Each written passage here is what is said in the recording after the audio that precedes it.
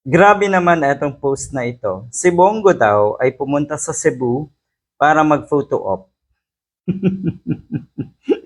Ang dami ngayong pautot ni Bongo, ang daming photo ops kung saan-saan parte ng Cebu pumupunta etong si Bongo ngayon. Sa isang video, eto yon, merong nakakatawang sitwasyon. Sabi kasi dito, tignan nyo, nagpunta kahapon si Senator Bongo sa Cebu para mamigay ng mga supot na relief goods. Kita sa picture na nangangailangan ng tulong ang binata dahil kulang pa ang relief goods.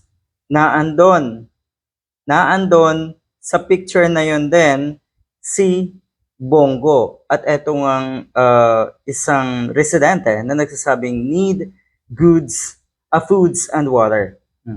Pero naandyan na si Bongo.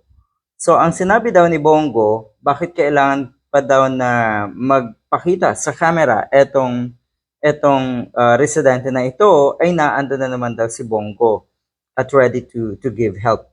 So nakikita ng mga netizens na ito ay pagpapapogi ni Bongo. Marami kasi siyang kakaharaping kaso. Malapit nang ma-open up ang kanyang baho. Kaya ganito ang ginagawa ngayon ng isang Bongo. Yan po ang nababasa natin sa comment section. Ang sabi nga daw ni Bongo dito, lalabanan daw natin ang corruption.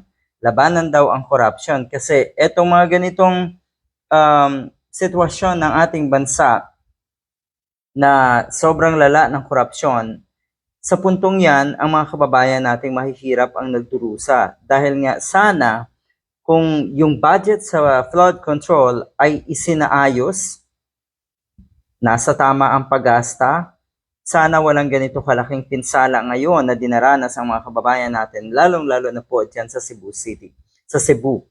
Pero eto hindi lang sa Cebu, mukhang sa napakaraming lugar, naging talamak ang korupsyon, sa napakaraming lugar, magiging talamak din yung kahirapan at pagsasamantala na itong mga politiko na ito.